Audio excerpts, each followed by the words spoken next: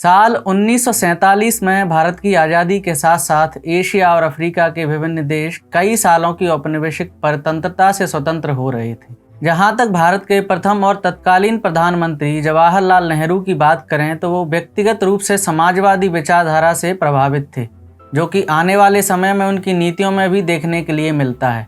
नेहरू भू राजनीति में रुचि रखने वाले और स्वयं की छवि को एक ग्लोबल लीडर के रूप में पेश करने वाले महत्वाकांक्षी नेता थे। लेकिन क्या आपको पता है कि उनके इसी महत्वाकांक्षी और अड़ियल स्वभाव ने भारत के लिए संकट पैदा कर दिया। नमस्कार, आप देख रहे हैं TFI इतिहास और संस्कृति में। देवेश शर्मा आपको अवगत कराऊंगा नेहरू द्वारा लाए गए पंचशील सिद्धांत के बारे में। साथ ही बताऊंगा कि नेहरू पंचशील सिद्धांत क्यों लेकर के आए और इसके असफल होने के बाद भी वो इसी सिद्धांत पर क्यों अड़े रहे। आगे बढ़ेंगे, लेकिन उससे पहले अगर आपको हमारा काम और हमारे विचार पसंद आ रहे हैं तो हमारे वीडियो को लाइक करें और हमारे चैनल को सब्सक्राइब करें। देश के स्वतंत्र होने के बाद नेहरू देश के प्रधानमंत्री तो बन ही गए थे, लेकिन अब उन्हें वैश्विक स्तर पर अपनी छवि को उभारना था, जिसके लिए उन्होंने कई ऐसे निर्णय लिए जो बाद में बड़े ही दुखदायी सिद्ध हुए। इन्हीं फैसलों में से एक था पंचशील सिद्धांत, जिसे नेहरू ने एक शांति समझौते के रूप में पेश किया था, लेकिन ये आगे चलकर भारत में अशांति फैलाने का सबसे बड़ा कारण सिद्ध हुआ।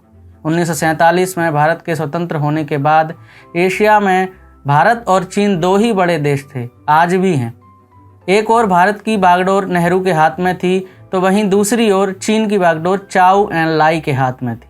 दोनों देश नए नए स्वतंत्र हुए थे और नेहरू चीन के साथ भारत के संबंधों को बेहतर बनाकर स्वयं को वैश्विक नेता के रूप में प्रस्तुत करना चाहते थे। इसीलिए वे 5 सिद्धांतों का एक प्रारूप लेकर के आए, जो पंचशील सिद्धांत के नाम से जाना गया।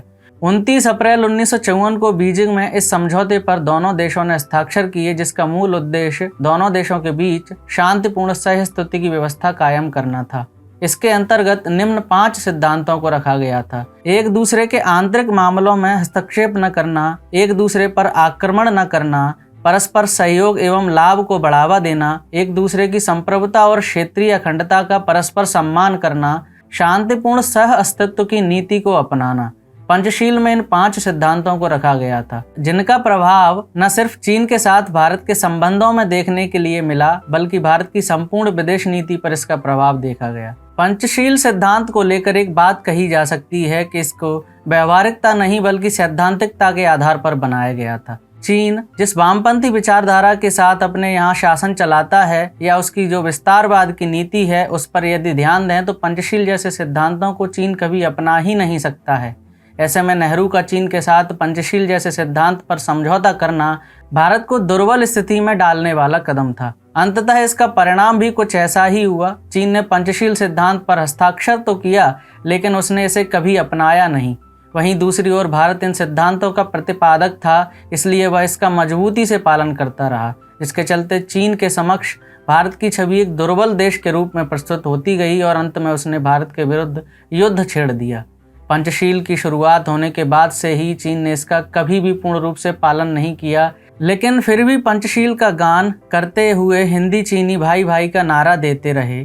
उनकी ये सबसे बड़ी भूल थी कि वे यह मानकर चल रहे थे कि चीन शांति की राह पर आकर भारत के साथ कदम से कदम मिलाकर चलेगा। 1950 में जब चीन ने तिब्बत पर हमला किया था, तब भी नेहरू पंचशील को ध्यान में रखते हुए चीन की आलोचना नहीं कर रहे थे। हालांकि तिब्बत पर कब्जा करने के बाद नेहरू के करीबियों ने उन्हें पंचशील के सिद्धांतों पर अमल न करने की सलाह दी थी, क्योंकि जो चीन तिब्बत पर आक्रमण कर सकता है वो भारत पर भी कर सकता है। लेकिन नेहरू नहीं माने, यही समझते रहे कि चीन भारत का मित्र देश है, पर उनका यह भ्रम जल्द ही टूट गया जब चीन ने 20 अक्टूबर 1962 के दिन सुबह 5 बजे लद्दाख और अरुणाचल प्रदेश पर एक साथ हमला कर दिया। 20 अक्टूबर से 21 नवंबर के बीच चले इस युद्ध में भारत को हार का सामना करना पड़ा और नेहरू का हिंदी चीनी भाई भाई का नारा धरा का धरा रह गया। 1962 के युद्ध में भारत के 3000 के लगभग सैनिक शहीद हुए थे और लगभग 43,000 वर्ग किलोमीटर भूमि पर चीन ने तब कब्जा किया था, जिसमें से आज भी एक बड़ा भाग चीन के पास ही है। इस तरह नेहरू की वैश्विक नेता बनने की महत्वाकांक्षा धरी की धरी रह गई और हार के बाद देश में उनकी छवि धूमिल हुई सो अलग।